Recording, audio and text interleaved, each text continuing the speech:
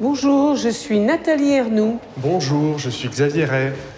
Bonjour, Chiara Parisi, nous sommes les 3 commissaires de l'exposition au Centre Pompidou Valadon. Nous sommes très heureux de reprendre ici à Paris une exposition qui a fait date au Centre Pompidou-Metz, consacrée à une de nos grandes artistes qui fait le lien entre les collections du musée d'Orsay et celles du Musée national d'art moderne. C'est absolument passionnant que Centre Pompidou présente aujourd'hui la grande rétrospective de Suzanne Valadon, une des artistes stars vraiment du début du XXe siècle à Paris, et très connue notamment pour ses nus et pour ses portraits. Cette exposition a été réadaptée pour les murs du Centre Pompidou et notamment, vous allez pouvoir voir dans l'exposition un dialogue entre les œuvres de Suzanne Valadon et quelques-unes d'artistes femmes contemporaines de Valadon.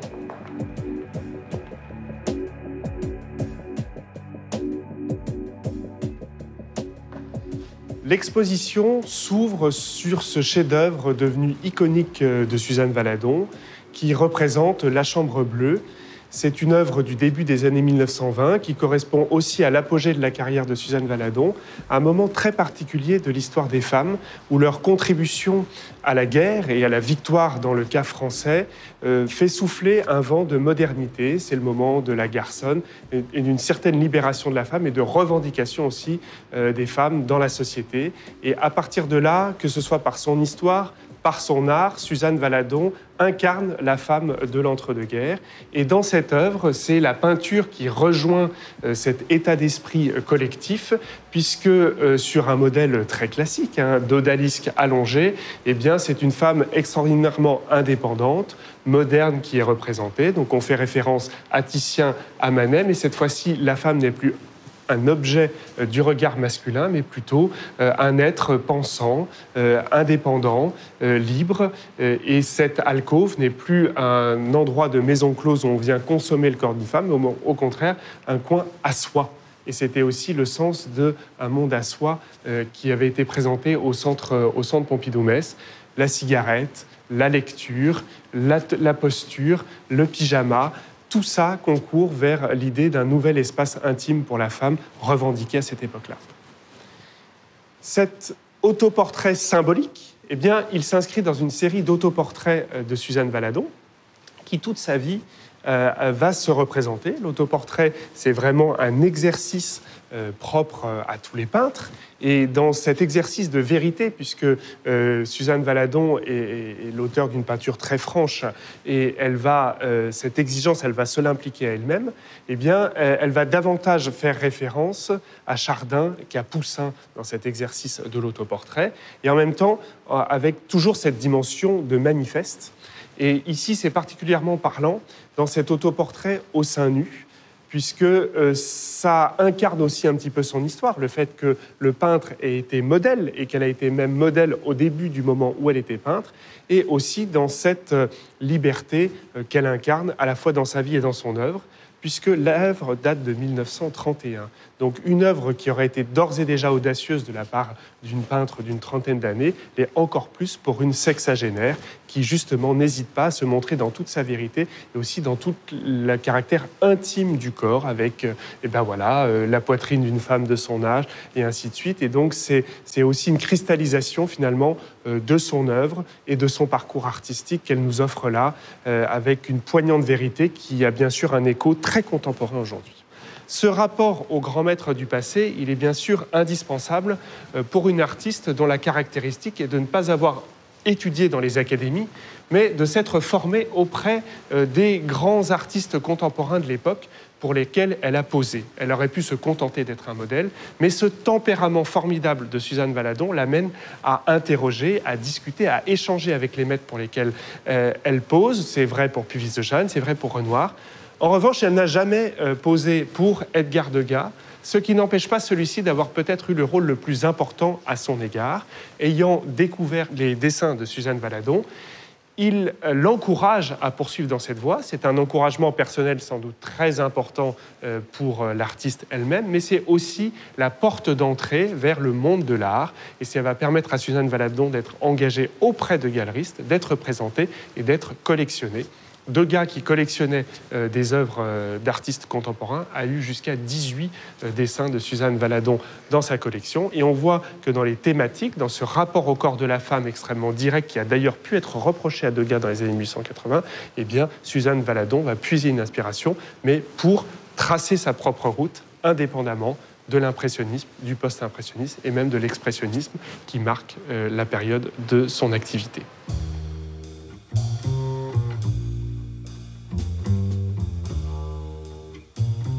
Nous sommes ici dans une salle de dessin consacrée à la famille de Suzanne Valadon. C'est par le dessin que Suzanne Valadon a commencé.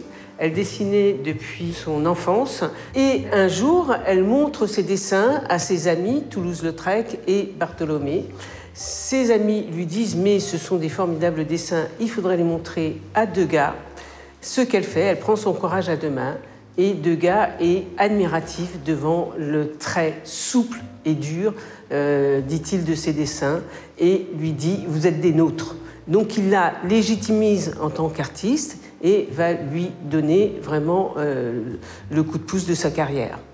Elle commence donc à dessiner son fils, Utrillo, enfant ou adolescent ou vieillissant lorsque Utrillo est déjà un artiste. Auprès de Degas, elle apprend également la gravure et elle va nous transmettre deux portfolios de très belles gravures au vernis mou où elle représente son fils dans des scènes d'intimité avec sa mère, avec ses bonnes.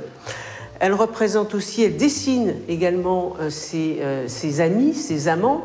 Nous avons un portrait de Michel Utrillo, des portraits de Paul Musis, qui est son premier mari, et enfin son grand amour, André Hutter, qui est un jeune ami de son fils, qui a 20 ans de moins qu'elle et qui va avoir une importance essentielle dans sa vie. Suzanne Valadon a beaucoup peint sa famille. Et là, nous sommes devant un portrait de sa sœur, Marie Coca, avec sa nièce Gilberte, qui tient sur les genoux, la main sur la tête, une petite poupée. Ce tableau a une construction très particulière, donc qui est en quinconce, où on voit les trois âges de la vie, la toute jeunesse, l'enfance et la personne adulte. Dans ce tableau, elle rend hommage à son maître Degas en inscrivant dans la toile une gravure de la répétition d'un ballet à l'opéra de Degas. 8 ans plus tard, elle réalise un autre tableau qui s'appelle « La poupée délaissée ». Ce sont les mêmes personnages. On retrouve la sœur de Suzanne Valadon, sa nièce Gilberte, et la poupée. Mais comme on peut le voir, la poupée est jetée au sol. La petite fille devenue adolescente se désintéresse de cette poupée et s'intéresse beaucoup plus à sa propre image. Elle tient un miroir dans la main qui reflète son visage. Elle est nue et on voit là l'éveil des sens d'une jeune fille devenue adolescente. En 1912, Suzanne Valadon peint ce portrait de famille. C'est la nouvelle cellule familiale qu'elle a constituée avec son amant, André Hutter, ce n'est pas encore son mari. Elle se représente de face, regardant le spectateur. Sa mère, Maman Madeleine, est à sa gauche, les yeux perdus dans le vague et avec des rides très prononcées sur le visage. Nous avons ensuite Utrillo, qui regarde vers le sol. Dans ce portrait, Suzanne Valadon s'affiche comme une véritable chef de famille avec la main sur le cœur et cette structure en plan resserré et cette composition particulière s'inspire des allégories des portraits de la Renaissance. Par la suite, Suzanne Valadon a commencé à peindre ses amis, ses collectionneurs, ses critiques et des portraits mondains. Nous sommes ici devant le portrait de Mauricia Cocchio, personnage fantasque qui a travaillé dans un music-hall, a fait du cirque et qui est une amie proche de Suzanne Valadon.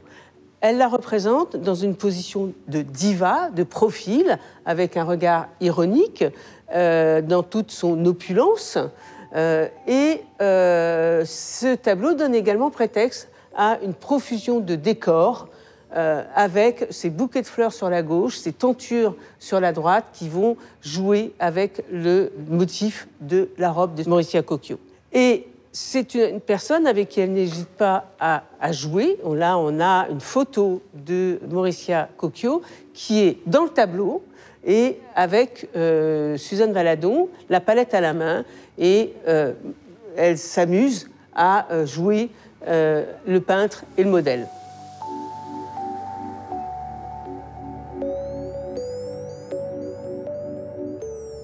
La nature morte pour Suzanne Valadon, c'est un sujet plus académique par rapport aux autres sujets qui va complètement révolutionner, mais c'est pourtant très important et il va faire des natures mortes surtout à partir du début vraiment du XXe siècle. Ici, nous avons une très belle nature morte, 1920, elle est très connue, c'est une star dans les années 20 déjà. Et c'est une nature morte très intéressante car avant elle était très concentrée sur Cézanne, sur les objets plus géométriques cézanniens. Ici, il pousse plus loin et regarde Matisse. Et souvent, on va voir ces tissus qui sont sûrement dans son atelier. L'atelier qu'aujourd'hui est le musée Montmartre, c'est un musée tellement beau et poétique, qu'on retrouve souvent dans des tableaux, même dans des portraits, dans des nus. On peut retrouver ce même décor, ce même drap qu'on retrouve dans cette très belle nature morte. Un sujet donc qui va traverser son parcours artistique, autant que les paysages, autant aussi que les paysages avec château, mais c'est surtout pour qu'elle a été divine et adorée, et donc pour laquelle sera très très star vraiment à partir des années 20, c'est nu et la joie de vivre qu'elle est exposée donc au Centre Pompidou, c'est pas uniquement des chefs-d'œuvre de l'œuvre de Suzanne Valadon, mais en tous les cas du XXe siècle à part entière. Donc nous sommes en 1911. Le titre est très important parce que ça démontre aussi toute cette attention, cet amour qu'il y avait en France, notamment en Europe, pour les sujets de l'âge d'or. On le trouve en Puvis de Chavannes, en Derain et en Matisse. C'est un grand format, ça c'est assez exceptionnel aussi pour une artiste et une artiste femme. Est traité de façon complètement différente par rapport à d'autres versions, à d'autres artistes aussi, car on a un groupe donc, de femmes sur la gauche, nues ou légèrement habillées par un drap blanc, une autre personnalité masculine, lui aussi nu, qui les regarde. Si on se souvient des tableaux célèbres, on peut imaginer, on peut faire une confrontation idéale avec, par exemple, le déjeuner sous l'herbe de Manet, et là on voit la seule figure féminine nue, c'est elle, la femme. Les autres personnages sont habillés et sont des hommes. Parce que depuis la tradition classique, et de façon très très forte, depuis la Renaissance, de manière très marquée, les hommes représentent ce qu'on définit la culture et les femmes la nature. Ici, Valadon casse tous les éléments, les conventions. Donc on a ces beaux paysages. Un paysage qui, bien sûr, c'est un paysage qu'on peut dire qui est Gauguin, qui rappelle les Fauvistes, mais c'est un paysage aussi un peu mélancolique. Et donc, où il y a ces figures féminines là sur la gauche, et à droite, donc l'homme qui est auteur. À gauche, les femmes elles sont complètement indifférentes à son regard, mais lui est là, voyeuriste. Et là, donc, il casse vraiment l'idée de le stéréotype que les hommes regardent donc un corps nu féminin. Là, les deux sont nus, mais il le prend comme témoin d'une tradition qu'elle elle a subie en tant que modèle et comme artiste. Les nus sont traités avec ces contours très profonds, noirs, qui sont très caractéristiques aussi de son dessin, qu'elle était tellement aimée par Degas. Et comme je disais, donc, dans les années 20, elle devient très très connue pour les nus. Et ici, on a un très très beau. C'est Catherine allongée sur une peau de panthère. C'est un des rares nus où elle est vraiment fortement érotique. Donc ici, Catherine est directement disposée sur le sol. Il y a un tapis très beau, dans tous ses goûts, sur le décoratif, sur les fleurs, les couleurs qu'elle aime, Suzanne Valadon. La panthère, le corps de Catherine, elle est autant enveloppé de désirs, en même temps presque d'une fatigue, et le visage, ça devient une masque. C'est très joli aussi, très beau, la nature morte à droite. On retrouvera ces mêmes vases et les fleurs dans une grande nature morte, qui est par exemple la boîte au violon.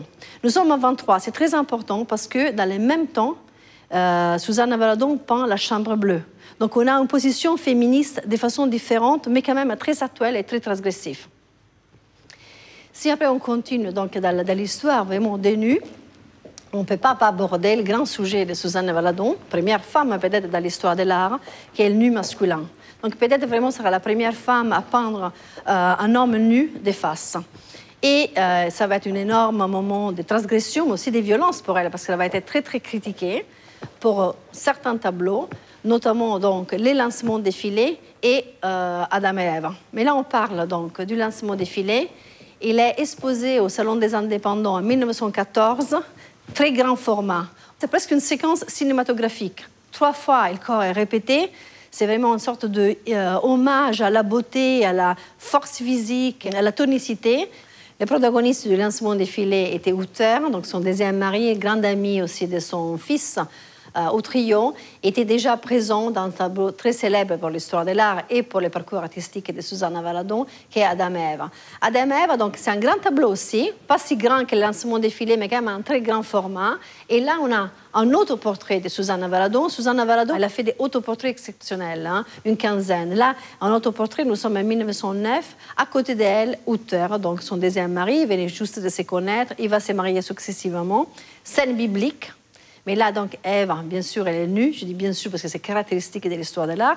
Mais là, Uther aussi, elle est complètement nue. La feuille des vignes qu'on voit a été peinte par Susanna Valadon après, parce qu'on voit dans des photos qu'on a notamment dans l'exposition ici au Centre Pompidou, que cette feuille n'existait pas. Donc, dans l'histoire de l'art, Susanna Valadon est peut-être, presque sûrement, la première artiste femme à peindre un homme de face nue.